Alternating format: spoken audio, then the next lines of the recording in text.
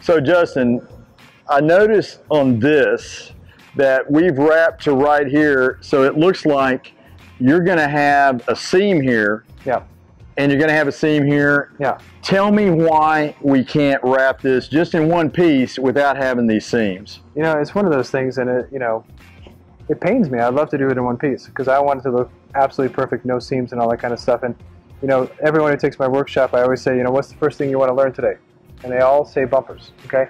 And for me, bumpers are the challenging spot because this is just crazy stuff in terms of material, in terms of angle. The material is not liquid. It's close to liquid, but it's not, so it has certain limitations. So on something flat like this, or even a moderate curve, most material can handle it, even chrome with lamination.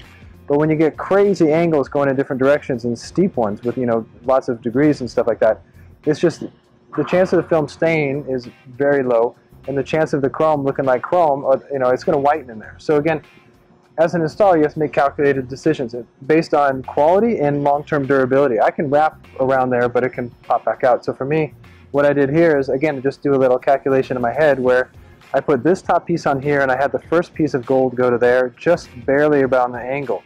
And then I'm going to come back with the bumper piece there. Okay. And again, for me, I learned from the other wrap, okay, is that they put this piece on here first and the top piece on second. Right. But then the overlap faced out towards the viewer. My goal always is to hide the overlap and make it go in, so when someone's looking at your car, if the overlap is facing this way, because the edge of chrome is white. If it was a black piece, I think what they would have done was great, because if you put black piece, it's fine. Yeah. One thing that I've learned from my customers is that typically the most failures that we have would be in an area like this, right in here. And I think you'll agree with me on this. It also depends on the material. There's some manufacturers that are going to be better than this and others. No question. But I think what you're showing me here is that, when you see something this concave with this many angles, this type of technique, putting in these type of seams, is going to help a lot more material selections for people to use, right? Absolutely. Okay. And in this case, you want your whole thing gold chrome. Totally get that. And I don't want returns, and sometimes this is where we'll have a customer that really feels like the material has failed. So maybe we can prevent some of those claims. Exactly. And so if you just, and again, for me, it's all about symmetry.